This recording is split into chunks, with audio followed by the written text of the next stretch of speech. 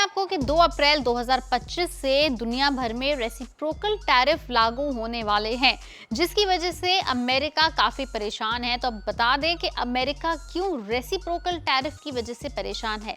सबसे पहली बात कि अब से लेकर कुछ दिन पहले अमेरिका ने यानी यूनाइटेड स्टेट्स के जो नए प्रेसिडेंट बने हैं डोनाल्ड ट्रंप, उन्होंने अमेरिकन गुड्स को बढ़ावा देने के लिए, अपने इंपोर्ट्स को बढ़ावा देने के लिए दुनिया भर के कई देशों के ऊपर टैरिफ बढ़ाए, जिसके बदले सारे देशों ने गुट बनाया, संगठन बनाया और उस गुट को बनाकर अमेरिका के गुड्स के ऊपर रेसिप्रोकल टैरिफ लगाया, जिसके वजह से अमेरिका का कहना है कि रेसिप्रोकल टैरिफ इतना जबरदस्त है, इतना बड़ा है, इतना ज्यादा है कि काफी अनफेयर प्रैक्टिस है। दो टीम बन गई है। अमेरिका का कहना है कि रेसिप्रोकल टैरिफ जो 2 अप्रैल 2025 को लागू हुआ वो गलत है, और बाकी कंट्रीज कह रही हैं कि पहली बार टैरिफ लगाया तो वो भी गलत है।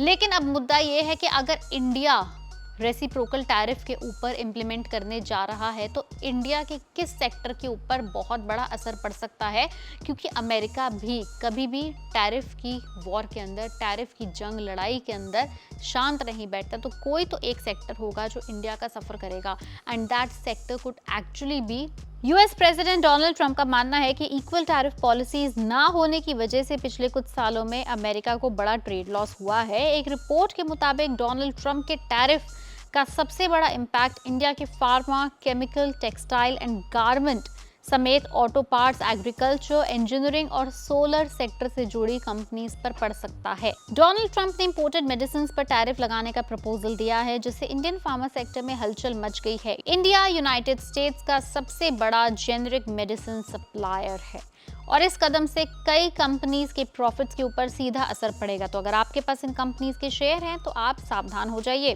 ब्रोकरेज फर्म जॉफ्रीज के मुताबिक जेनेरिक ड्रग्स मेकर और कॉन्ट्रैक्ट मैन्युफैक्चरर्स की लिस्ट में सबसे ज्यादा असर पड़ने की उम्मीद है जाइडस लाइफ साइंसेज को, जो कि 45% रेवेन्यू यूएस से लेता है। Next in the list is doctor Reddy's lab, जिसका 43% रेवेन्यू यूएस से आता है। थर्ड नंबर पर है gland pharma and fourth number पर है Biocon.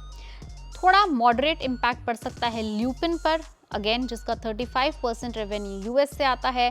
Next in the line is Sun Pharma, third is Cipla. अब सवाल ये उठता है कि अगर ये टैरिफ की जंग छिड़ी रही तो क्या ये कंपनीज इस टैरिफ वॉर को झेल पाएंगी? तो बता दें कि कंपनीज कॉस्ट को यूएस डिस्ट्रीब्यूटर्स या इंश्योरेंस फर्म्स पर डालने की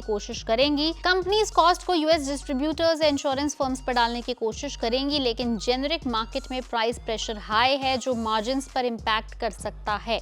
यूनाइटेड स्टेट्स में मैन्युफैक्चरिंग शुरू करना भी 5 से 6 साल का लंबा और एक्सपेंसिव प्रोसेस है। अब चलो, ये बात तो थी इंडियन फार्मा सेक्टर की, लेकिन फार्मा समेत एग्रीकल्चर सेक्टर, डिफेंस सेक्टर और इंजीनियरिंग सेक्टर भी बहुत ज्यादा प्रभावित हो सकता है इस टैरिफ की वॉर की वजह से। अगर आपके पास हमारे बताए हुए फार्मा कंपनीज के इनमें से कोई भी शेयर हैं तो आप अगले कुछ दिन तक स्टॉक मार्केट के ऊपर कड़ी नजर रखें, क्योंकि इन फार्मा कंपनीज के ऊपर इम्पैक्ट पड़ने की पूरी संभावना है। अगर आप भी इस टैरिफ ट्रेड वॉर की अपडेट्स टाइम टू टाइम चाहते हैं तो आप हमारे चैनल पैसा लाइव को फॉलो करें और सब्सक्राइब करें। अगर आपको वीडियो पसंद आई हो उसे लाइक करें और शेयर करें।